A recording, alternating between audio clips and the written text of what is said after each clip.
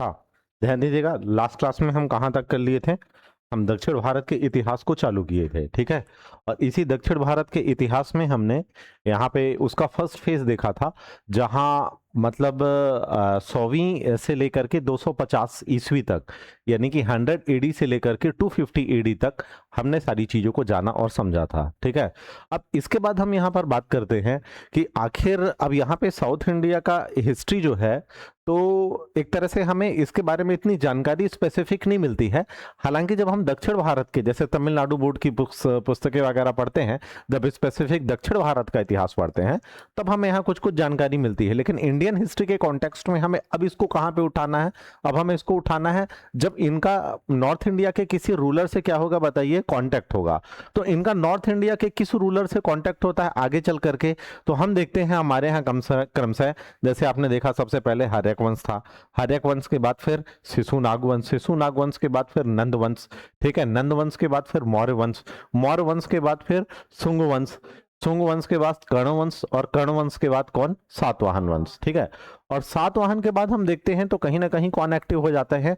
हमारे विदेशी आक्रमणकारी, यानी कि फॉरेन अटैकर्स, और जिसमें से कौन रहता है? कनिष्क एक्टिव हो जाता है ना, यानी कि कुषाण, ठीक है। तो अब यही जो कुषाण रहते हैं, तो इन्हीं के सामंत कौन है? अब बाकायदे सामंती व्यवस्था, जो कि गुप्त काल में सामंत व्यवस्था, हालांकि सातवाहनों ने सबसे पहले जमीन देने की क्या की थी बताइए? शुरुआत की थी। तो आपसे एग्जाम में कभी भी प्रश्न पूछेगा कि सामंती व्यवस्था की शुरुआत किसने की थी, तो वो किसने की थी? सातवाहन ने की थी, ठीक है। अब सातवाहन के बाद जब हम आते हैं तो गुप्त काल तक आते आते सामंती व्यवस्था एक्सट्रीम पे स्टेब्लिश हो जाती है, और यहाँ पे अब जो सामंत रहता है वही क्या बन जाता है? अगला शासक बन जाता है, रूलर बन जाता है, या राजा बन जाता है। तो गुप्तों के सामंत कौन होते हैं आगे चल करके? कौन होते हैं गुप्तों के सामंत? वर्धन होते हैं, ठीक है। अब यहां पे कुछ डिस्प्यूट हो जाता है, ये डिस्प्यूट हो जाता है कि आगे चल करके अब यहां पे हर्षवर्धन के बाद कोई भी स्ट्रांग रूलर नहीं रहता है, तो जितने भी आपस की क्षेत्रीय शक्तियां हैं, यानी कि जो रीजनल रूलर हैं, ये सब आकर के आपस में क्या करने लगते हैं? लड़ाई करने लगते हैं, जैसे हमने त्रिपक्षीय संघर्ष में देखा, ठीक है। तो अब ध्यान दीजिएगा, जब हम गुप्त वंश को पढ़ रहे थे, तो गुप्त वंश को पढ़ते समय हमने यहां पर यह देखा था कि गुप्तों का किसी दक्षिण भारत से रिलेशन था? बताइए, याद करिए, कोई ऐसा गुप्त शासक है जिसका रिलेशन मिला हो आपको दक्षिण भारत से?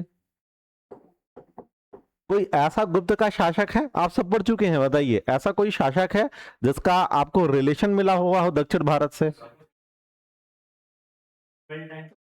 हाँ, अटैक किया था। मैं बात रिलेशन की कर रहा हूं, वैवाहिक संबंध हुआ किसी से?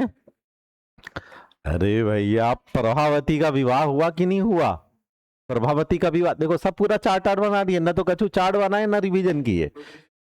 हाँ, रुद्र है ना। एक दक्षिण भारत में एक वंश था जिसका नाम क्या था बताइए? वाकाटक वंश। इसी वाकाटक वंश का जो शासक था उसका नाम क्या था? रुद्रसेन सेकंड। और इसी रुद्रसेन सेकंड का विवाह होता है। किससे विवाह होता है? गुप्त काल का शासक रहता है जिसका नाम क्या रहता है? चंद्रगुप्त सेकंड। चंद्रगुप्त सेकंड, मतलब ये किसकी पुत्री थी? मतलब किससे उत्पन्न हुई थी? ठीक है, मालवा का जो नागवंश था, उसकी जो कन्या थी कुबेर नागा, ठीक है, तो उससे शादी हुई, तो एक पुत्री उत्पन्न हुई, और उस पुत्री का नाम क्या है बताइए? प्रभावती। तो यही प्रभावती का विवाह किससे हुआ था बताइए? दक्षिण के वाकाटक वंश के शासक रुद्रसेन द्वितीय से। समझ में आ रहा है ना?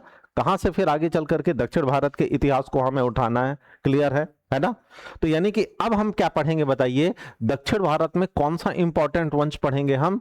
दैट इज वाकाटक वंश। समझ में आया? ठीक है, क्लियर है ना? हालांकि हालांकि ये कौन थे? तुमसे पूछे वाकाटक कौन था, है ना? तो वाकाटक कोई और नहीं थे भैया, बल्कि ये भी सामंत थे। ये किसके सामंत थे? सातवाहन के थे। समझ में आ रहा है रिलेशन सबका? किसके सामंत थे ये? सातवाहन के सामंत थे। देखो, सातवाहनों का डिक्लाइन, उनका पतन हुआ कि नहीं हुआ? ठीक है, अब जब उनका पतन होगा तो कौन एक्टिव होगा? कौन उठेगा नीचे? अरे सामंत उठेंगे ना। जब राजा का पतन होगा तो ऊपर कौन उठेगा बताइए, सामंत होगा, है ना। तो आपने देख चुका है, सब आपने पढ़ चुका है यहाँ पे दक्षिण भारत में कौन थे बताइए, 7 वाहन थे। और इन्हीं 7 वाहनों के जो है सामंत वो कौन थे बताइए, वाकाटक थे, ठीक है। तो यही वाकाटक फिर क्या हो जाएंगे, एक्टिव। जब क्या हो जाएगा, इनका डिक्लाइन, पतन हो जाएगा। तो रिलेशन समझ में आ रहा है, ठीक है। और यही वाकाटक अब दक्षिण में प्रतापी हो जाएंगे। जैसे सातवाहन जितने ज्यादा स्ट्रॉन्गेस्ट थे दक्षिण में, तो उसी प्रकार कौन स्ट्रॉन्गेस्ट हो जाएंगे बताइए, वाकाटक हो जाएंगे। इतना समझ में आया आप लोगों को, ठीक है। बताओ सातवाहन की पहली राजधानी,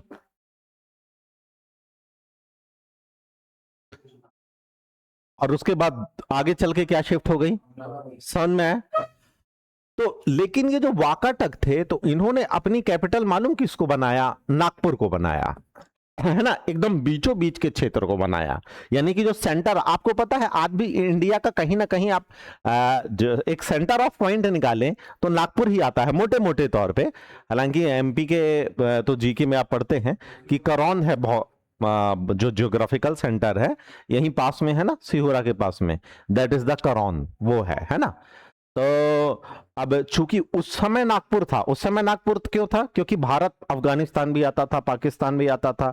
तो समझ रहा, समय समय पे मतलब कॉन्टेक्स्ट में केंद्र बिंदु बदल जाया करेंगे। कैसे बदल जाया करेंगे, डिपेंड करता है कि किस टाइम पीरियड के कॉन्टेक्स्ट में पूछ रहा है, तो उस हिसाब से इंडिया का निकालेंगे। तो इस प्रकार के क्वेश्चन पे जरूर विशेष ध्यान दीजिएगा, नहीं तो विद्यार्थी क्या करता है कि एक ही सेंटर पॉइंट रटा रहता है और सब जगह बोलता है कि यही होगा, इसी में क्या करो, टिक मारो। समझ रहे हो बात को, ठीक है। तो वाकाटकों की जो राजधानी थी, ठीक है, तो वो नागपुर थी। हालांकि एग्जैक्ट नागपुर नहीं, नागपुर के जस्ट पास में एक जगह है, ठीक है, जिसका नाम क्या है, उस जगह का नाम है नंदीवर्धन। क्या है जगह का नाम बताइए, नंदीवर्धन। तो एग्जैक्ट इनकी कैपिटल क्या है बताइए, नंदीवर्धन। वाकाटकों की कैपिटल क्या हो गई बताइए, नंदीवर्धन हो गई। समझ में आया। बाद में ये लोग प्रवरपुर कर देते हैं, यानी कि फर्स्ट इनकी नंदीवर्धन और सेकंड इनकी क्या हो जाएगी बताइए, अपने आप को सेव करने के लिए कहां चले जाएंगे ये, प्रवरपुर। जैसे 7 वाहनों से रिलेट करके देखिए ना, 7 वाहनों की पहली प्रतिष्ठान या पैठन और दूसरी अमरावती, तो इनकी पहली क्या बताइए, नंदीवर्धन, और दूसरी क्या रहेगी बताइए, इनकी प्रवरपुर रहेगी। ठीक है, समझ में आया, ठीक है। तो इस प्रकार आपने देखा कि वाकाटकों के जो वैवाहिक संबंध थे, ठीक है, इनके जो वैवाहिक संबंध थे वो किससे थे बताइए, गुप्त से थे। जबकि ये सामंत किसके थे, सातवाहन के थे। समझ में आ रहा। कहाँ गायब थे तुम इतने दिन तक, तबीयत खराब थी क्या, अब ठीक है। तो पिछला कवर कर लेना इन लोगों से, आप लोग ब्रेक एक टाइम पे मतलब पढ़ा देना, ठीक है, क्लियर है। खुशी आप अल्टरनेट डे ज्वाइन की हैं क्या, MWF आती हैं क्या, हाँ। तो रेगुलर क्यों नहीं आ पा रही हैं, तबीयत खराब रहती है क्या, अच्छा फीवर हो जाता है, तो प्रॉपर अच्छे डॉक्टर को दिखाइए। किस डॉक्टर, वैद्य हकीम को दिखा रही हैं, किसको दिखा रही हैं। ये जबलपुर हॉस्पिटल के पास एक अच्छा डॉक्टर बैठता है बहरानी, उसको एक बार दिखा लीजिएगा, फीस उतनी लेगा, आ रहा है समझ में, ठीक है। तो प्रॉपर इलाज कराइए, झाड़ा फूकी तो नहीं चल रही है, ठीक है, तो अच्छे से दिखा लीजिए, ठीक है, समझ रहे हो, ठीक है। चलिए, है ना। तो इतना समझ में आ गया आप लोगों को, क्या समझ में आया भैया, पहली राजधानी बोलिए, मुंह से बोलिए, दूसरी राजधानी, पहली, दूसरी, ये दोनों कहां पे हैं, ठीक है, महाराष्ट्र, वर्तमान का महाराष्ट्र और नागपुर के पास। समझ में आया, ठीक है। अब बात आती है इनका क्षेत्र देखें हम, ठीक है। तो इनका क्षेत्र बहुत बड़ा था, यानी कि इनका जो एरिया था ना वो विदर्भ, विदर्भ मतलब समझ रहे हो ना, that is the under valley of MP. Under valley मतलब समझते हो ना, जैसे गाय काऊ रहती है, काऊ के जो नीचे का पोर्शन है वो क्या बोला जाता है, अंडर वैली। तो एमपी की जो अंडर वैली होगी वो क्या कहलाएगा, विदर्भ। हमने वो 13 जिले दे दिए ना एमएच को, आप मध्य प्रदेश के गठन में पढ़ते हो, तो that is the under valley of MP, जिसे हम क्या कहते हैं बताइए, विदर्भ, ठीक है। इसी के साथ मध्य प्रदेश का भी आधा क्षेत्र अंडर वैली के ऊपर का क्षेत्र, समझ रहे हो, ये खंडवा, खरगोन, फिर इस तरफ भादौ, बैतूल, छिंदवाड़ा, ये सब हो गया, समझ में। और इसी के साथ महाराष्ट्र, महाराष्ट्र में तो पता ही है, ये नागपुर हो गया और इसी के आसपास का क्षेत्र, है ना। तो इतना पूरा, ये इतना पूरा जो मोटा मोटा क्षेत्र है, तो ये किसका था बताइए, वाकाटक का था। किसका था बताइए, वाकाटक, ठीक है। अब बात आती है कि इसका संस्थापक कौन था, ये प्रश्न भी पूछ लिया था कि देखो एग्जाम में क्या है कि अब ये कभी नहीं पूछेगा कि गुप्त वंश का संस्थापक कौन है, लेकिन ये जरूर पूछ लेगा कि वाकाटक का संस्थापक कौन है। समझ रहे हो बात को कि नहीं? ठीक है, तो जो वाकाटक का संस्थापक है, ठीक है, तो वाकाटक के संस्थापक का नाम कोई गेस करेगा क्या? करेगा कोई? विंध्य शक्ति। क्या नाम है बताइए? है ना, मोस्ट आईएमपी। वाकाटक का संस्थापक कौन है बताइए? विंध्य शक्ति है, ठीक है। लेकिन सब मतलब विंध्य शक्ति क्या करेगा? इस्टेब्लिश करेगा, ठीक है, और इसी के समय में आसपास के जितने राजा होंगे ना, छोटे छोटे, एकजुट होकर के इसका साथ देंगे, ठीक है। लेकिन जो सबसे ज्यादा प्रतापी होगा, मैंने बताया ना कि कोई एक तो आता है, इस्टेब्लिश करता है, कोई रियल फाउंडर होता है, और कोई सबसे ज्यादा प्रतापी होता है। जैसे गुप्त वंश में जब जब बात की जाएगी सबसे ज्यादा प्रतापी, तो किसका नाम लोगे? किसका नाम लोगे? नहीं, समुद्रगुप्त का लोगे। क्यों समुद्रगुप्त का लोगे? क्योंकि 12 अभियान किए थे उसने, ठीक है।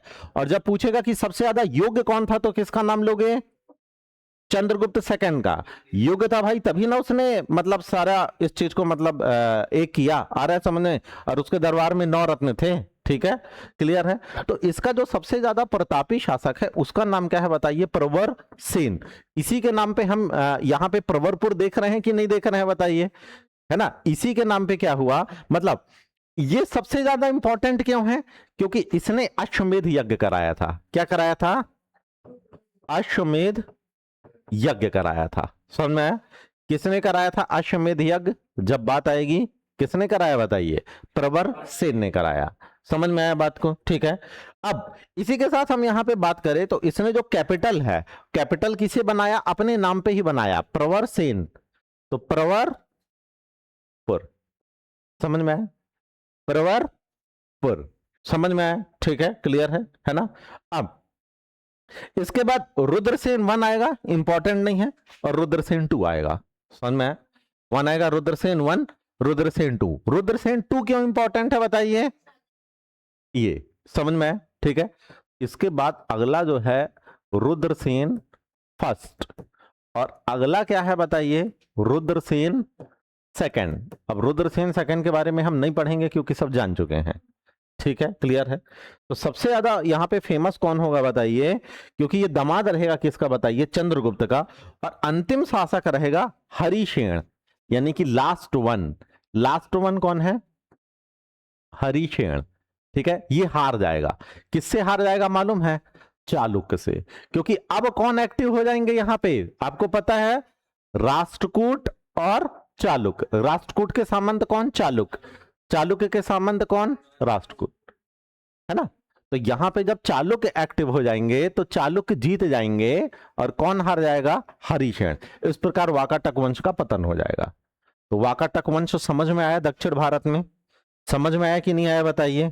ठीक है, क्लियर है। हाँ, रुद्रसेन 1 के बारे में विशेषता यह है कि वैष्णव था, और इसी के साथ इसने शकों से युद्ध किया था, है ना। शक भी अभी कंटिन्यू चल रहे हैं ना।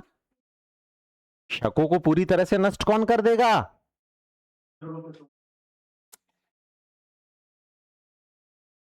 चंद्रगुप्त 2 वही करेगा ना, तभी तो शकरी की उपाधि धारण करेगा ना। और हूणों किस गुप्त शासक के समय में हूण आक्रमण होगा?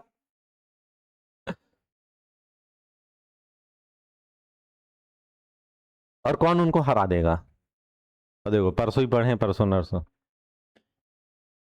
ये बहुत ही कॉमन क्वेश्चन है और बहुत ही इंपॉर्टेंट है। स्नेहा उलाल जी आई थी, बताएंगी। हाँ बिल्कुल सही कह रहे हैं, जो विष्णुगुप्त है ना उसको शक क्या कर देंगे? खत्म कर देंगे। लेकिन स्कंदगुप्त हूणों को परास्त कर देगा। याद आया? स्कंदगुप्त आ रहा है समझ में? वो हूणों को क्या कर देगा? परास्त कर देगा। लिखाया था ना बोर्ड में, एक लाइन भी नोट्स में बना के दी ना। देखो ये रिवीजन करो, यही तो पढ़ाई की विशेषता है। आ रहा है समझ में? एक दिन अगर आप उसको भूले तो दूसरे दिन वो आपको आ रहा है समझ में? ठीक है, क्लियर है ना। तो अब दक्षिण में नासिक में भी तो शक है ना, तो इसमें से किसकी लड़ाई होगी? शकों में। शकों में से किसकी लड़ाई होगी? रुद्रसेन फर्स्ट की। तो पूछता कि वाकाटक वंश का वह कौन व्यक्ति है जिसने शकों के साथ क्या किया बताइए? लड़ाई लड़ी, फाइट की। तो वो रुद्रसेन फर्स्ट है। कौन है? रुद्रसेन फर्स्ट। और ये वैष्णव था। क्या था बताइए? ये वैष्णव था। समझ रहे हो? तो ये था हमारे पूरे वाकाटक वंश के बारे में क्या बताइए जानकारी थी। ठीक है, क्लियर है ना। अब वाकाटक के बारे में एक विशेषता ये है कि अजंता गुफा की 16 और 17 नंबर, बाद में हम डिटेल में अजंता गुफा पढ़ेंगे, तो जो अजंता गुफा है और अजंता की जो 16 नंबर है और जो 17 नंबर है, इसको किसने बनाया है? वाकाटक ने बनाया है। आ रहा है समझ में? किसने बनाया है? वाकाटक ने बनाया। कैसे कामाक्षी जी इतना लेट? क्या लाइन, क्या है, क्या है? लाओ। रखो रखो रखो, ये रखो, ठीक है। तो पनीर को पराठे बनने में टाइम लग गया आज। और जाना था। कहाँ से आ रही हैं? तो भाई एडमिट है। ओ सर, कहाँ पे? Anant hospital, sir child hospital Chirayu. पता नाम मुझे। क्या हो गया है? सर वो ऐसे कुछ उसको टाइफाइड छोटा सा, हाँ हाँ हाँ, उसको बस देख के आ रहे हैं। किससे इलाज करा रहे हो टाइफाइड का? सर मुझे ये महारानी के पास जाओ। अच्छा, कोई कमीशन नहीं है ना? डॉक्टर अच्छा। समझ रहे हो, है ना? टाइफाइड के वो कुछ इंजेक्शन लगाएगा और बहुत जल्दी रिकवर हो जाएगा। छोटा है ना सर। तो फिर उनको दिखाओ, छोटा है ना। तो ये घामापुर में डॉक्टर हैं, आज तो अलग डिस्चार्ज हो गया। आर के खरे, पांडे अस्पताल के सामने आर के खरे बैठते हैं। He is the specialist of, child specialist of मतलब जबलपुर। उसको दिखाइए, समझ रहे हैं? बहुत मतलब बहुत हार्ड कोर प्रैक्टिस वाले डॉक्टर है, काफी सीनियर है, 16 ईयर, अबाउट 68 ईयर। ठीक है, क्लियर है? हाँ, चलो, क्योंकि सही समय पे सही जगह पहुंचना ही सही इलाज है। आ रहा है समझ में? चलिए, इतना समझ में आ गया, क्लियर है? तो अजंता की गुफा नंबर 16 और गुफा नंबर 17 किसने बनाया है? वाकाटक ने बनाया है। ठीक है, वन शॉट में वाकाटक क्लियर हो गया। कोई दिक्कत, कोई समस्या? दक्षिण भारत के इतिहास में अब हम कहां तक आ गए? देखो, गुप्त के टाइम पे आ गए ना। अब गुप्तों को, अच्छा, गुप्तों को पूरी तरह से कौन खत्म कर देगा? होण। आ रहा समझ में? और गुप्त किसको खत्म करके आए थे? अरे यार, शक को खत्म करके आए थे। आ रहा है समझ में? तो इसीलिए वो याद जाता है ना कि एक ऐसा साम्राज्य जिसने एक विदेशी सत्ता को खत्म करके आया था और उसे ही एक विदेशी सत्ता ने खत्म कर दिया, दैट इज द गुप्त। समझ में आ रहा है? ठीक है, क्लियर है ना? चलो भाई, अब हम आगे बढ़ते हैं। अब हम पढ़ते हुए, ये चालुक्य से लड़ाई हुई है ना, तो अब चालुक्य को उठाते हैं। ठीक है, जितना दक्षिण भारत का इतिहास पढ़ाएंगे इतना ही पढ़ना, इसके अलावा बुक में जो भी कचड़ा दिया है बिल्कुल मत पढ़ना। ठीक है, चालुक्य। हाँ, कल से एमपी हिस्ट्री की भी क्लास चालू कर रहे हैं। ठीक है, और परसों से क्यों, कौन सा कोर्स चल रहा है? अच्छा, ठीक है, तो चलो परसों से फिर स्टार्ट कर देते हैं। ठीक है, तो आप लोग, are you comfortable with the time 8:30 AM? पक्का आ जाएंगे? तो 8:30 से 9:30 हम एमपी हिस्ट्री देख लेंगे। आप लोगों के लिए ही आ रहा हूं अलग से टाइम निकाल करके। ठीक है, और 9:30 से 10:30 फिर इंडियन हिस्ट्री देख लेंगे, जिसमें मॉडर्न इंडिया चालू कर देंगे। ठीक है, मॉडर्न इंडिया बहुत अच्छे से अटेंड करिएगा। एक बार अगर आपने क्लास कर ली मॉडर्न इंडिया की, तो आपको ना तो स्पेक्ट्रम पढ़ना पड़ेगा, ना विपिन चंद्रपाल पढ़ना पड़ेगा, ना एनसीईआरटी पढ़ना पड़ेगा, ना पप्पू प्रजापत को पढ़ना पड़ेगा, ना कोई टकलू प्रजापत को पढ़ना पड़ेगा। ठीक है, सारी चीजें यहीं से क्या हो जाएंगी, क्लासरूम से ही क्लियर हो जाएंगी। ठीक है, फिर चाहे प्रीलिम्स में भी मॉडर्न इंडिया में ऐसे क्वेश्चन पूछता है कि आप पढ़ोगे लेकिन आंसर नहीं कर पाओगे। मेंस में भी ऐसे क्वेश्चन पूछता है, जैसे one of the important chapter is विभाजन। क्या विभाजन अनिवार्य था? क्या विभाजन को टाला जा सकता था? गांधी ने विभाजन को क्यों स्वीकारा? कांग्रेस ने विभाजन को क्यों स्वीकारा? किन परिस्थितियों में देश का विभाजन हुआ? ये प्रश्नों की बौछार आती है मेंस में। आ रहा है, और दैट इज द एनालिटिकल। और ये तब तक आपको अच्छे से समझ में नहीं आएगा जब आप कनेक्ट नहीं करोगे बंगाल विभाजन से लेकर के 1947 तक, जिन्ना की एक्टिविटी को इसमें नहीं घुसोड़ोगे, तब तक आप आंसर नहीं लिख पाओगे। और स्पेक्ट्रम से पढ़ोगे तो पढ़ते ही रह जाओगे, क्योंकि लैंग्वेज इतनी उसकी टफ है ना कि पढ़ने के बाद में भी लगेगा कि यार ये लिखा क्या है, और लिखा क्या है तो उसको क्रिस्प भी नहीं कर पाओगे। क्योंकि होता क्या है, देखो, हम जिस भाषा में बोलते हैं ना, उसी भाषा में लिखे ना, वही सबसे बेस्ट होता है। और यही यूपीएससी और एमपीपीसीएस आपसे मांगता है, मतलब बोलचाल की भाषा में, जैसे हम आपसे बात कर रहे हैं, जैसे हम बोल रहे हैं, है ना? हाँ, लिखने में थोड़ा सा एक स्टैंडर्ड आ जाएगा, चेंज आ जाएगा, लेकिन आम बोलचाल की भाषा में ही लिखना है यहाँ पे। आ रहा है समझ में? और उतने क्लिष्ट वर्ड याद कर लिख पाओगे क्या कभी? इंग्लिश की हार्ड वोकैब लिख पाओगे कभी क्या? नहीं। हिंदी के साहित्यिक शब्द लिख पाओगे क्या? नहीं। इसलिए आयोग क्या बोलता है कि 12th क्लास का बच्चा भी पढ़ ले, ऐसी चीज आपको लिख करके आनी है ना? चालुक्य वंश। तो देखिए चालुक्य वंश के बारे में हम पढ़ते हैं तो देखिए 3 चालुक्य आते हैं, समझना बात को। 3 चालुक्य नहीं आते हैं, ये अपने कैपिटल को ट्रांसफर करते हैं, ठीक है? यहां पे चालुक्य में सबसे पहले कौन बताइए? वातापी। ठीक है, कहां के चालुक्य बताइए? वातापी के, यानी इनकी सबसे फर्स्ट कैपिटल क्या रहेगी? वातापी। ठीक है, फिर यहां बहुत ज्यादा भाषण मच जाएगी तो ये लोग शिफ्ट करेंगे, खूब लड़ाई धड़ाई होगी, समझ रहे हो? खूब लड़ाई धड़ाई होगी तो फिर यहां से शिफ्ट करेंगे तो इसके जस्ट बगल में आ जाएंगे, वहां शिफ्ट हो जाएंगे तो उसका नाम क्या रहेगा बताइए? कल्याणी। तो क्या कहेंगे हम उन्हें? कल्याणी के चालुक्य। ठीक है, फिर खूब लड़ाई धड़ाई मारधाड़ होगी तो शिफ्ट हो जाएंगे इसके बगल में, मतलब वातापी, वातापी से कल्याणी, कल्याणी से वेगी। समझ में आया? तो तीसरे नंबर में क्या बताइए? वेगी। तो वातापी के चालुक्य, कल्याणी के चालुक्य, वेगी के चालुक्य। अच्छा, जो गुजरात में है ये अलग लोग हैं, इनसे मिक्स मत करना। गुजरात में एक यहां पे राजपूत वंश हो जाएगा, दैट इज चौलुक्य है। क्या है बताइए? तो इससे मिक्स मत कर देना, चौलुक्य अलग है और चालुक्य क्या है बताइए? अलग है। ठीक है, समझ में आ गया? ठीक है, क्लियर है? तो हाँ हाँ हाँ, ये सब साउथ में, ये जितनी भी बात हो रही है यहां की हो रही है, इसके नीचे की भी बात नहीं हो रही है, समझ रहे हो? ये बीच में जहां पे सातवाहना कॉन्सेंट्रेटेड थे, तो सातवाहनों के सामंत कौन हो जाएंगे बताइए? वाकाटक हो जाएंगे, वाकाटक हो जाएंगे। ठीक है, अब बात आती है ना? तो ये मतलब हाँ, इसमें से इनकी कुल मिलाकर के इस तरह से 3 ब्रांच बन जाएंगी। 3 ब्रांच बन जाएंगी कि नहीं बन जाएंगी? ठीक है, और इस 3 ब्रांच में आपसे एग्जाम में पूछेगा कि सबसे ज्यादा स्ट्रांग कौन थे, तो सबसे ज्यादा स्ट्रांग कौन थे बताइए? वातापी थे। ठीक है, सबसे ज्यादा स्ट्रांग कौन थे बताइए? वातापी थे। ठीक है, इतना समझ में आया आप लोगों को? ठीक है, चलिए अब हम आगे बढ़ते हैं। तो यहां पे आप ये ध्यान दीजिएगा, ठीक है, कि जैसे जैसे इनकी कैपिटल शिफ्ट होगी तो वहां के ये क्या कहलाएंगे बताइए? राजा कहलाएंगे। और सबसे ज्यादा स्ट्रॉन्गेस्ट कहां के रहेंगे? वातापी के। और सबसे ज्यादा लूज यानी कि कमजोर यानी कि वीक कौन रहेंगे बताइए? वेगी रहेंगे। तो वेगी के बाद चालुक्य खत्म हो जाएंगे, समझ में? और जैसे जैसे इनकी कैपिटल शिफ्ट होगी तो उस हिसाब से ये लोग कहलाएंगे। तो क्या कहलाएंगे? सबसे पहले वातापी के चालुक्य, फिर कल्याणी के चालुक्य, फिर क्या कहलाएंगे? आपके वेगी के चालुक्य कहलाएंगे। ठीक है, क्लियर है ना? अब हम एक एक करके पढ़ते हैं। तो सबसे पहले हम किसको पढ़ेंगे? वातापी को। ठीक है, तो वातापी का ये जो संस्थापक था यहां पे, ठीक है, यानी कि जो वातापी के चालुक्य हैं इनका संस्थापक कौन था बताइए? जय सिंह था। कौन था? जय सिंह। तो देखो आपसे ऐसे एग्जाम में पूछेगा, ये नहीं पूछेगा कभी चालुक्य के संस्थापक कौन है, पूछेगा वातापी के चालुक्य के संस्थापक कौन है। तो आप क्या बताएंगे? जय सिंह बताएंगे। ठीक है, क्लियर है ना? अब अब आपको पता है ये किसके सामंत थे? आ रहा है समझ में? ये भी सामंत होंगे ना किसी के, बताइए। ठीक है, तो ये सामंत थे जो व्यक्ति हर्षवर्धन से हारा था। देखो गुप्त के बाद हर्षवर्धन आ जाएंगे। आगे बढ़ रहे हैं ना हम? वाकाटक के आगे बढ़े तो अब चालुक्य पे आए।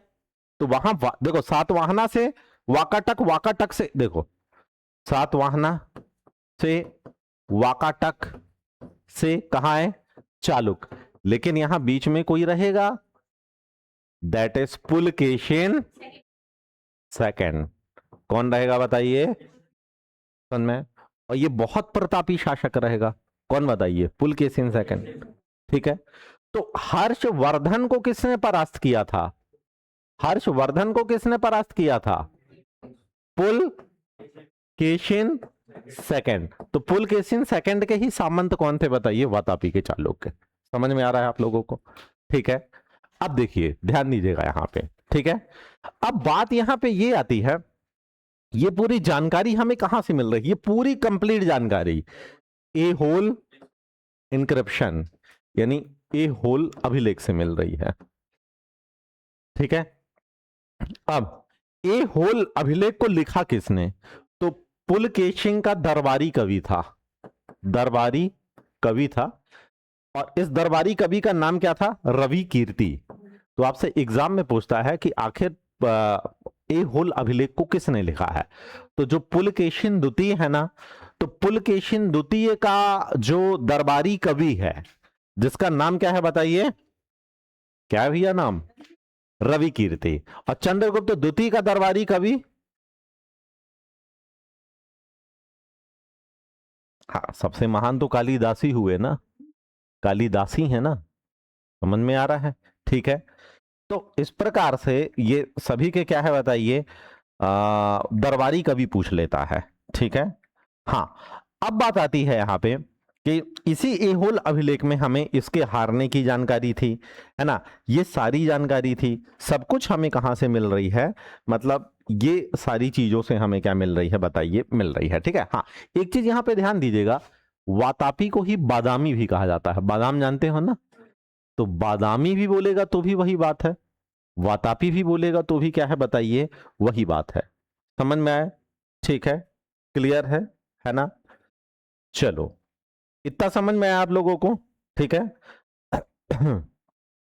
अब हम आगे बढ़ते हैं। ठीक है, तो ये हर्षवर्धन को ये पता चला था वहां पे कि एक राजा है जिसका नाम क्या है बताइए, जय सिंह है, जो कि कहां पे बैठा है, वातापी में बैठा है, और वो क्या है बताइए, कमजोर है, तो इसलिए वो यहां पे आक्रमण करने आता है। लेकिन जब तक वो यहां पहुंचता है, क्योंकि विंध्यन को पार करना मुश्किल है, फिर किसको पार करना मुश्किल है, ठीक है, फिर किसको पार करना मुश्किल है, तब तक यहां राजा चेंज हो जाता है। कौन आ जाता है? पुलकेशिन सेकंड। पूरी कहानी समझना, ये सब हमें कहां से जानकारी मिल रही है, एहुल अभिलेख। क्या जानकारी मिल रही है कि भाई वहां हर्षवर्धन को पता चला कि जय सिंह कमजोर है, वातापी का चालुक्य या वादामी का चालुक्य जय सिंह क्योंकि संस्थापक है, और ये लोग कैसे आ रहे हैं, फाइट करके नहीं आ रहे हैं, सातवाहना लंबे समय तक गैप, वाकाटक गैप, तो बादामी के चालुक्य या वातापी के चालुक्य, तो जयसिंह स्ट्रांग रूलर नहीं, तो हर्षवर्धन निकला मारने के लिए, तब तक यहां शासक चेंज हो गया। कौन हो गया? पुलकेशिन द्वितीय चेंज। में पुलकेशिन द्वितीय चेंज हो गया, तो फिर अब क्या होगा बताइए, हर्षवर्धन की उससे फाइट हो जाएगी, और जब फाइट होगी तो जीतेगा कौन बताइए, पुलकेशिन द्वितीय, है ना। जैसे वहां से कौन, सिकंदर, तो सिकंदर का सेनापति कौन था, सेलुकस निकेटर, तो सेलुकस निकेटर आता है किसको मारने के लिए, धनानंद को, लेकिन धनानंद को कौन मार चुका होता है, चंद्रगुप्त मौर्य, तो इसलिए लड़ाई किससे होती है, चंद्रगुप्त मौर्य से, है ना, वो लंबे समय से आ रहा है, तो यहाँ क्या हो गया बताइए, चेंज हो गया। तो वो बोला कि यार मैंने तो सुना था कि बहुत कमजोर है वो, कौन, नंदीवर्धन, सॉरी धनानंद, धनानंद बहुत क्या है बताइए, है ना, तो एक काम किया जाए यार, अब क्या करे, आ तो गई है, अब लड़ने का कोई मतलब है नहीं, तो फिर वो संधि कर लेता है, कार्नेलिया की शादी किससे कर देता है, उससे कर देता है। समझ में आया? ठीक है, और सर्वछत्रांतक की इसकी उपाधि है। Very good, very nice, Mahapadmananda, समझ रहे हो? ठीक है, तो चलो इतना समझ में आया, हम कहां तक पहुंच गए यहां। ठीक है, अब आगे चल करके भैया यहां पे इसी टाइम पे, अब यहां पे भी एक्टिव होंगे कि नहीं होंगे, यहां पे कुछ अलग कहानी चल रही है, याद करो, चोल पल्लव, जब चोल के सामंत पल्लव, पल्लव के सामंत चोल, चोल का डिक्लाइन हो गया ना, लास्ट क्लास में हम पढ़े, तो एक्टिव कौन हो गए हैं, पल्लव, यानी यहां पे कौन एक्टिव है बताइए, पल्लव। समझ में आया? पल्लव का एक बहुत प्रसिद्ध शासक है भैया, अच्छे अच्छों के छक्के छुड़ा दिया, दैट इज महेंद्र वर्मन। ठीक है, तो अब महेंद्र वर्मन का लड़ाई हो जाएगा इससे, किससे, पुलकेशिन।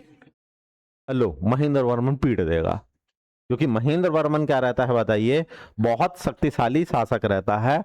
अब यहां पे पल्लव वंश आ गया, जहां पे चोल था वहां कौन आ गया है बताइए, पल्लव। ठीक है, और इनकी जो कैपिटल है, तो इन्होंने अपनी कैपिटल किसको बनाया है मालूम है, कांचीपुरम को, पल्लव, पल्लव की कैपिटल क्या रहेगी, कांचीपुरम।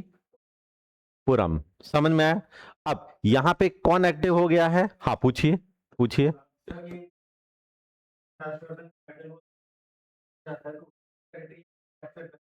हाँ, देखो हर्षवर्धन के बाद क्या होता है कि हालांकि उसके बाद के भी उसके दो बेटे रहते हैं, लेकिन ये स्ट्रॉन्गेस्ट नहीं रहते हैं, तो ऑटोमेटिक डिक्लाइन हो गया। तो अब क्या हो रहा है यहाँ पे, त्रिपक्षी संघर्ष। समझ में आया? क्या होगा, त्रिपक्षी संघर्ष। क्लियर है अब? ठीक है, इनका अस्तित्व ही खत्म हो गया, तो इसी स्थिति का फायदा उठा करके कन्नौज में कौन बैठ जाएगा, आयुध वंश, इंद्रायुध चक्रायुध, ये हुआ हर्षवर्धन के साथ। क्लियर है? ठीक है। अब इसी समय में यहां क्या चल रहा है ये देख रहे हो, चोल का डेक्लाइन हुआ, कौन आ गए, पल्लव। पल्लव ने कैपिटल कांचीपुरम को बनाई। यहां का सबसे प्रतापी राजा कौन, महेंद्र वर्मन। तो अब महेंद्र वर्मन की लड़ाई हो जाएगी भैया इनसे, हो जाएगी कि नहीं। तो महेंद्र वर्मन की फाइट होगी और इसका नाम क्या है बताइए, पुलकेशिन सेकंड। ठीक है। तो देखो ये हर्षवर्धन नीचे आया तो हिस्से हारा, ये नीचे गया तो नीचे वाले से हार गया, यानी सबको नीचे वाले हरा दे रहे हैं। सबसे स्ट्रॉन्ग हर्षवर्धन था तो उसको नीचे वाला कौन मार दिया, पुलकेशिन। उसको नीचे वाला मार दिया कौन, महेंद्र वर्मन। तो ये रिलेशन याद रखना, चाहे तो वहां पे नोट बना करके देख लो। ऐसे इस तरह से चीजों को याद करने के लिए किया जाता है ना। That is the memory technique.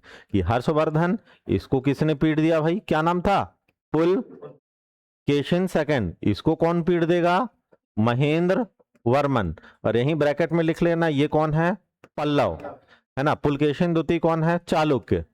और यहाँ हर्षवर्धन कौन है, वर्धन। तो नहीं तो समझ में नहीं आता, रिलेट हम नहीं कर पाते। और जब तक साउथ इंडिया को रिलेट करके नहीं पढ़ोगे ना, कछु याद ना होगा।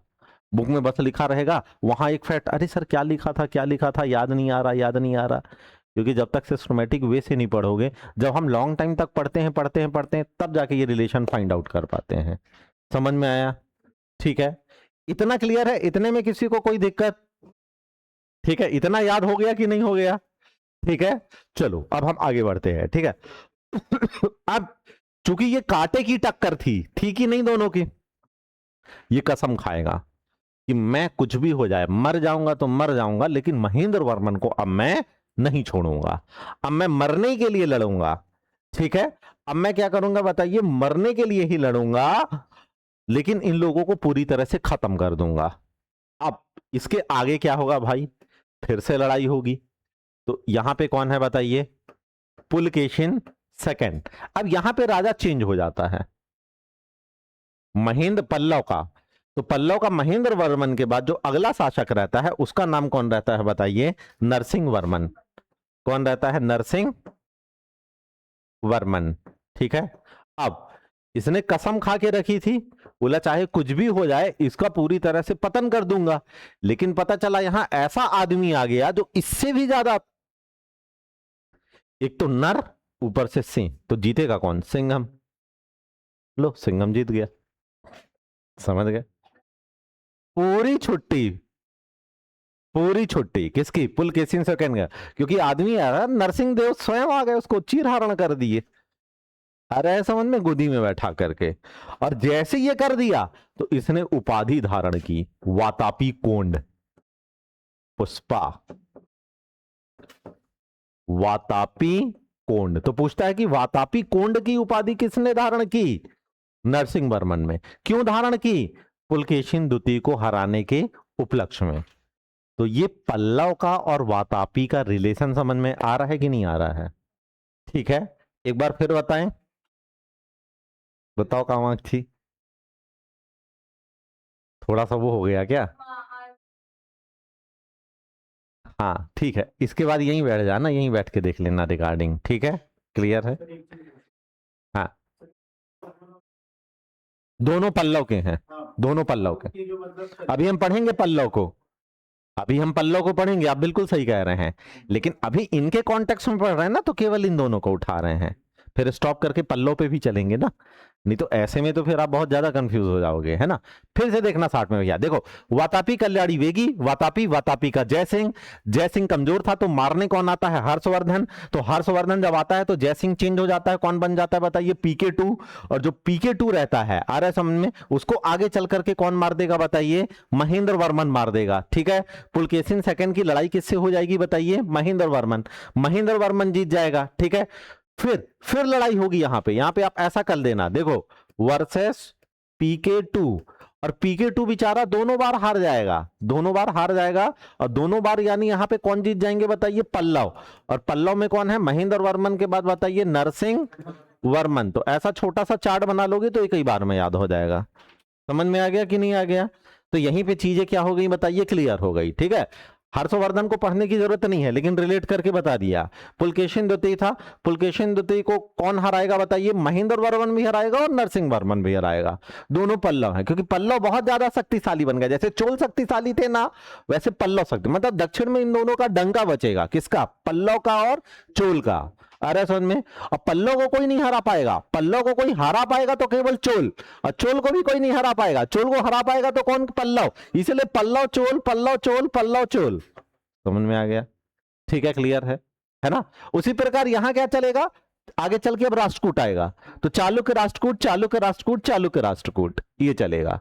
आगे चल करके नेक्स्ट देखे तो चालुक्य और राष्ट्रकूट, चालुक्य के सामन राष्ट्रकूट, राष्ट्रकूट के सामन कौन? चालुक। तो ये इतना चार्ट छोटा सा बना लोगे तो एक साथ चीजें याद हो जाएंगी। समझ में आ गया? ठीक है, क्लियर है? चलिए आगे बढ़ते हैं। तो इस प्रकार आपने देखा कि नरसिंह वर्मन वातापी कोण की क्या कर देता है बताइए? उपाधि धारण कर देता है। ठीक है, हाँ। अच्छा, महेंद्र वर्मन जो है ना, वो जब इसको हराता है ना, तो ये कांची कोंड की उपाधि धारण करता है। किसकी? अब एग्जाम में ये सबसे ज्यादा पूछता है जब देखो, जब ये देखो पुलकेशिन द्वितीय, यहां जब ये हराएगा तो यहीं पे लिख लेना उपाधि। कौन सी बताइए? कांची कोंड। समझ में? और जब ये हराएगा तो वातापी कोंड, यहीं पे लिख लेना। तो कांची कोंड कौन बताइए? अब देखो, कांचीपुरम राजधानी रहेगी तो कांची कोंड, यानी कांची का सबसे ज्यादा प्रतापी योद्धा। और ये वातापी कोंड मतलब कि भैया हमने वातापी के सबसे प्रभावशाली व्यक्ति को हरा दिया, यानी हम वातापी के विजेता है। कोंड यानी होता है विजेता। कोंड यानी क्या होता है? विजेता होता है। ठीक है, इतना समझ में आया आप लोगों को?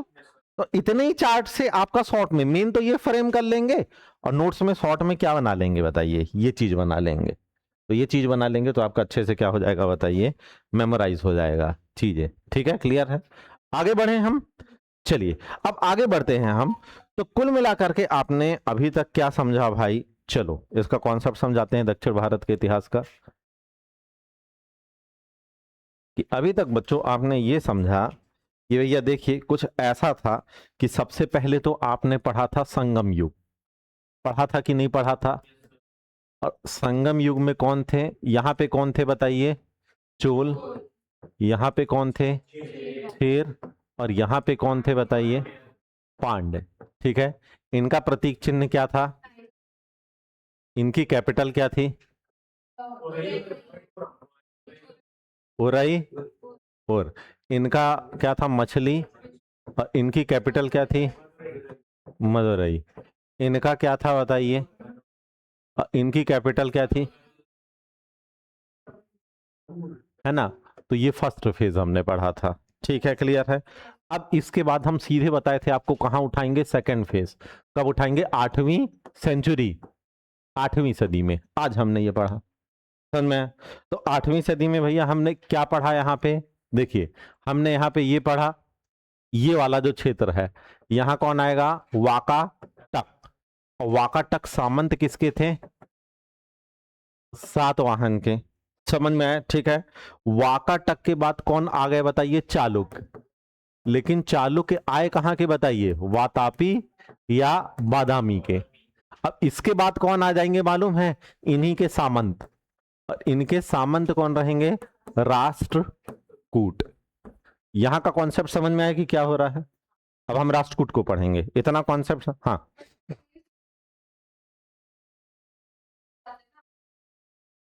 हाँ हाँ हाँ, एक्टिव हो जाते हैं, लेकिन फिर पल्लव आ जाते हैं। ठीक है, तो अब 8वीं सदी में पल्लव आ गए। समझ में आया? हाँ, चोल आते हैं। चोल को अब हरा देंगे, इन्हीं के सामंत पल्लव। तो हरा देंगे तो यानी कि महेंद्र वर्मन और Narasimha Varman, that is the Kanchi code और वातापी कोड।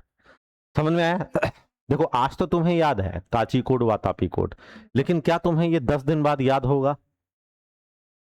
होगा कि नहीं होगा? ये बेवफा तो नहीं हो जाएगा? ये दोनों बेवफाई तो नहीं कर देंगे? कर देंगे, अगर आप डायरी में शॉर्ट में नहीं लिखेंगे तो। इसीलिए होना ना, diary work, diary work, diarrhoea. कितने लोग डायरी वर्क ले लिए हैं? 3 ही लोग ओनली। भैया ये जो मैं आज बोल रहा हूं कि डायरी में इसको नोट करना, ठीक है? ठीक प्रैक्टिकल करके बताऊंगा 5 दिन बाद। 5 दिन बाद मैं पूछूंगा तो केवल वही लोग बता पाएंगे जो डायरी में नोट किए हैं, नितेश जी आप नहीं बना रहे हैं क्या? बनाइए, करिए, आप भी बनाइए, आप भी बनाइए, ठीक है। और थोड़ी सी बड़ी डायरी ले लो। मिली बड़ी डायरी? नहीं मिली, मिल जाएगी। वो एक मार्केट है ना अंदर, क्या बोलते हैं उसको, अंधेर देव, वहां चले जाना, सस्ती सुंदर टिकाऊ और एक से एक मिल जाएगी, है ना। दशक तो उठा लेना, खर्चा कर देना यार 500 रुपए पढ़ाई के लिए, और क्या, ठीक है। पढ़ाई पे क्या क्या इन्वेस्टमेंट वेस्ट जाता है क्या? हाँ, सूट मीशो से मंगा लोगी लेकिन डायरी ना खरीदोगी। लेकिन क्या खरीदना, अभी सूट नहीं डायरी खरीदना है। आ रहा है समझ में? ठीक है, क्लियर। चलो अब देखो यहां पे क्या होगा। वही जो आप कह रही थी कि सर आपने तो बताया 8वीं सदी में चोल रहेंगे, बिल्कुल रहेंगे, लेकिन इनको डिफीट कर देंगे। कौन कर देंगे बताइए? पल्लव। अब फिर पल्लव को कौन कर देंगे? चोल। अभी हम पढ़ेंगे ना पल्लव को, तो फिर यहाँ पे देखेंगे, ठीक है। किसका फोन है, बात कर रहा हूं। चलो समझ में आ गया, ऊपर नीचे क्या हो रहा है, क्लियर है, ठीक है। चलो आगे बढ़ते हैं, ठीक है। तो वातापी के चालुक्य के सामंत कौन रहेंगे बताइए? राष्ट्रकूट। और पल्लव के सामंत कौन हो जाएंगे? पल्लव के चोल, चोल के पल्लव। वातापी के चालुक्य के कौन? राष्ट्रकूट। भैया जब जो कमजोर होगा वो क्या बन जाएगा? सामंत, और जो मजबूत हो जाएगा वो क्या बन जाएगा बताइए? राजा बन जाएगा। इस तरह से चीजें क्या है बताइए, चलेंगी, ठीक है। तो अब चालुक्य को उड़ा के कौन आ जाएगा? राष्ट्रकूट। अब पल्लव को उड़ा के कौन आ जाएगा बताइए? चोल। इसीलिए हम बोले ना कि चोल को 2 फेज में पढ़े हैं, याद करो। सबसे पहले फर्स्ट फेज पढ़े, फिर आगे चल के दोबारा 5वीं सदी में उठाए थे। लास्ट की कल की क्लास रेफर करना, समझ रहे हो, ठीक है। लेकिन फिर चोल को कौन उड़ा देगा यहां पे बताइए? पल्लव उड़ा। तो इस प्रकार चोल साम्राज्य की स्थापना 2 चरण में होती है ना, कल पढ़े थे। कल हम पढ़े थे कि चोल साम्राज्य की स्थापना 2 चरण में होती, पहली संगम काल में और दूसरा ये 8वीं शताब्दी में, आज, है ना। लेकिन 8वीं शताब्दी में अब चोल को उड़ा करके कौन आ जाएगा? पल्लव। तो ऊपर चालुक्य, वातापी चालुक्य को उड़ा के कौन आ जाएगा? राष्ट्रकूट। 8वीं सदी में यहां चोल को उड़ा करके कौन आ जाएगा? पल्लव आ जाएगा। तो चेंज हो जाएंगे ऐसे, समझ में आया? ठीक है, क्लियर है ना। तो इस प्रकार आपने यहां पे देखा कि ये लोग क्या हो जाएंगे। अब चूंकि हर्षवर्धन की मृत्यु हो चुकी है कि नहीं हो चुकी है, तो अब यहां पे सबसे शक्तिशाली देखो, वातापी के चालुक्य के बाद सबसे शक्तिशाली कौन हो गया? राष्ट्रकूट। अब ये राष्ट्रकूट जाएंगे तो त्रिपक्षीय संघर्ष में भाग लेंगे। क्यों भाग लेंगे? क्योंकि हर्षवर्धन को ये चालुक्य, वातापी का चालुक्य पुलकेशिन द्वितीय ने निपटा दिया है। तो इस स्थिति का फायदा कौन उठाएगा? अगला शासक राष्ट्रकूट। इसलिए अब राष्ट्रकूट यहां सबसे ज्यादा स्ट्रांग है। अब जो नीचे वाले हैं ना, ये इनकी टेंशन मत लेना, ये कभी ऊपर नहीं आएंगे, नीचे रह जाएंगे। केवल एक शासक आएगा गंगा जल लेने और वापस चला जाएगा, लेकिन कोई आएगा नहीं। तो यानी कि नॉर्थ इंडिया से साउथ इंडिया में किसका इंटरेक्शन होगा? केवल ये वाले रीजन का, और इसमें कौन? राष्ट्रकूट का। समझ में आया? तो इसलिए अब जाकर के राष्ट्रकूट त्रिपक्षीय संघर्ष में भाग लेंगे। समझ में आया ये चीज की नहीं आया? ठीक है, क्लियर है। तो अब हम पढ़ते हैं भैया यहां पे मतलब वातापी के चालुक्य में एक शासक को और देख लेते हैं हम। यहां पे आगे बढ़ते हैं। तो ये थे हमारे वातापी, और वातापी के हमारे चालुक्य, ठीक है। अभी तो हमने खाली ये देखा था यहां पे कि ये यहां पे जो केवल इंपॉर्टेंट बैटल हुई थी किससे? इनका जो वातापी का जिससे लड़ाई हुई थी पल्लव से, क्योंकि ये यहां कहां नीचे भी लड़ने चले जाएंगे। तो केवल उन 2 शासकों को हमने समझा था, 2 ही कहां, केवल पुलकेशिन को ही हमने देखा था। समझ में आया? और जयसिंह तो केवल मतलब क्या करेगा बताइए? संस्थापक रहेगा। ठीक है, क्लियर है ना। तो अब देखिए यहां पे, अब राष्ट्रकूट मतलब ये आएंगे कैसे? तो जो चालुक्य का, अब इसके बाद यहां पे देखना पुलकेशिन द्वितीय हुआ, ठीक है, ये हार गया नीचे से। इसके बाद शासक यहां कौन बचेगा? जो बचेगा वो कमजोर हो जाएगा कि नहीं हो जाएगा बताइए? कमजोर, क्योंकि यहां पुलकेशिन मर गया ना, तो यहां पे वंश के आधार पे अगला राजा बनेगा। इस स्थिति का फायदा कौन उठाएगा? यहां जो बैठा है उठाएगा इसका सामंत। तो इसका सामंत कौन रहता है? राष्ट्रकूट। तो राष्ट्रकूट वाला इसको मार देगा। समझ में आ गया? तो इसलिए हम यहां पे अब देखेंगे कि जो चालुक्य वंश है, तो उसका जो अब यहां पे अंतिम शासक रहेगा, कौन बताइए? अंतिम शासक जो रहेगा, तो इसका नाम क्या रहेगा? कीर्तिवर्मन सेकंड रहेगा। हमें सबको नहीं पढ़ना है, लिस्ट बड़ी लंबी है यहां पे, तो इसलिए ना बुक से मत पढ़ना यहाँ ये चीज को, केवल उन्हीं को पढ़ना है जो यहाँ पे इंपॉर्टेंट है, जो एग्जाम में आएगा। कचरा नहीं समेटना है, दिमाग को डस्टबिन नहीं बनाना है। तो कीर्तिवर्मन सेकंड कौन है भैया? चालुक्य। इसकी लड़ाई होगी किससे होगी मालूम है? दंती दुर्ग से, और इसके एकदम दांतों चने चबवा देगा, और इस प्रकार एक नए वंश की स्थापना होगी, राष्ट्रकूट वंश। तो समझ में आया राष्ट्रकूट वंश कैसे आ गया? क्लियर है? क्योंकि यहां पे नीचे नीचे कौन मारा गया है? ये देखो, यहां कीर्तिवर्मन को बैठा देते हैं, नीचे कौन मारा गया है? पुलकेशिन सेकंड। खत्म हो गया, तो यहां पे न्यू राजा कौन बन जाएगा? New king Kirtivarman. तो इसको इसी का कौन है बताइए? सामंत है, जो कौन है? दंती दुर्ग हरा देगा, राष्ट्रकूट वंश आ जाएगा। क्लियर हो गया? ठीक है। इस प्रकार अब यहां दक्षिण में राष्ट्रकूट वंश की स्थापना हुई। ठीक है। और अब ये चालुक्यों के साथ क्या करेंगे मालूम है? चालुक्यों को पूरी तरह से खत्म नहीं करेंगे, यही इनकी सबसे बड़ी गलती थी। चालुक्यों को पूरी तरह खत्म ना करके अपना सामंत बना लेंगे, और चालुक्य वेट करते रहेंगे। कोई तो वीक होगा, आज नहीं 100 साल बाद, 150 साल बाद कोई तो वीक होगा ना। जैसे त्रिपक्षीय संघर्ष कितने सालों तक चला, इस 200 सालों में कोई तो कमजोर आएगा ना। जैसे ही कमजोर आएगा तो चालुक्य ऊपर आ जाएगा। फिर चालुक्य भी यही गलती करेगा, राष्ट्रकूट को खत्म नहीं करेगा, अपना सामान, क्योंकि हेल्प की जरूरत पड़ती है ना साम्राज्य चलाने के लिए। तो जब राष्ट्रकूट देखेगा कि कौन चालुक्य कमजोर है, तो उसको मार के वो आ जाएगा। ठीक है, क्लियर है? तो इस प्रकार से आपने देखा। ठीक है, that is the toughest portion of our Indian history. इसको आपको क्लास के बाद रिवाइज करना ही पड़ेगा, और ये सबसे इजीएस्ट वे में हम पढ़ रहे हैं। यूट्यूब में देख लेना, कहीं जो पढ़ाए हैं वो खुद ही कंफ्यूज है। ठीक है, कि कहां से कौन आ रहा है, किसको मार रहा है। ठीक है, और ये नोट्स की फोटो तो ले ही लेना। ठीक है, चलो अब बात आएगा कि गलती ये थी कि इन लोगों को मारा नहीं, तो आगे चल करके यही लोग इनको क्या कर देंगे बताइए? पीट देंगे। समझ में? तो इस प्रकार अब आगे चल करके देखो, वातापी के बाद कौन आएंगे? कल्याणी। अब हम चालुक्य को ही लेके चल रहे हैं, राष्ट्रकूट को नहीं उठा रहे हैं। हम पहले चालुक्य को खत्म करेंगे, फिर लास्ट में राष्ट्रकूट को उठाएंगे। अब सेकंड फेज में आ गए। तो सेकंड फेज ऑफ चालुक्य, तो सेकंड फेज ऑफ चालुक्य में कौन आ जाएंगे? वातापी के बाद कल्याणी। ठीक है, तो अब यहां पे कल्याणी के चालुक्य हो गए। अब कभी ना कभी तो मजबूत बनेंगे ना। देखेंगे राष्ट्रकूट का कौन कमजोर हो रहा है, तो यहां पे एक बहुत प्रतापी शासक आएगा, तैलप सेकंड। बहुत इंपॉर्टेंट है भैया ये तैलप, इसके बारे में पूछता है एग्जाम से। तैलप सेकंड, तो तैलप सेकंड लड़ाई लड़ेगा किससे बताइए? राष्ट्रकूट से। राष्ट्रकूट में दंती दुर्ग के बाद वो सब त्रिपक्षीय संघर्ष में भाग लेंगे। आगे चल करके एक कमजोर शासक आ जाएगा, दैट इज केकड़ा दुती, कर्क दुती। तो इसको हरा देगा कौन? तैलप सेकंड। ठीक है, हाँ कर्क नाम रहेगा, है ना। ठीक है, तो अब यहां देखिए भाई कि तैलप सेकंड क्या कर दे रहा है? हरा दे रहा है। तो अब यहां पे कौन हावी हो जाएगा बताइए? ये चालुक्य। फिर से चालुक्य आ गए, है ना। लेकिन अब मजे की बात ये है कि नीचे यहां पल्लव की जगह अब चोल आ जाएंगे, तो चोल की लड़ाई इनसे हो जाएगी, चालुक्य कल्याणी से हो जाएगी। समझ रहे हैं? मतलब मजे की बात यह है कि इसके पहले भी तो यही हो रहा था ना, पल्लव से लड़ाई हो रही थी। अब पल्लव दब गए, देखो यहां राष्ट्रकूट दबे तो कौन आए? चालुक्य।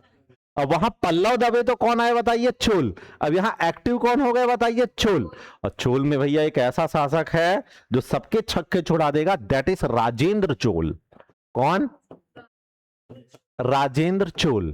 तो अब देखो तैलप के बाद अगला शासक कौन आएगा मालूम? सोमेश्वर।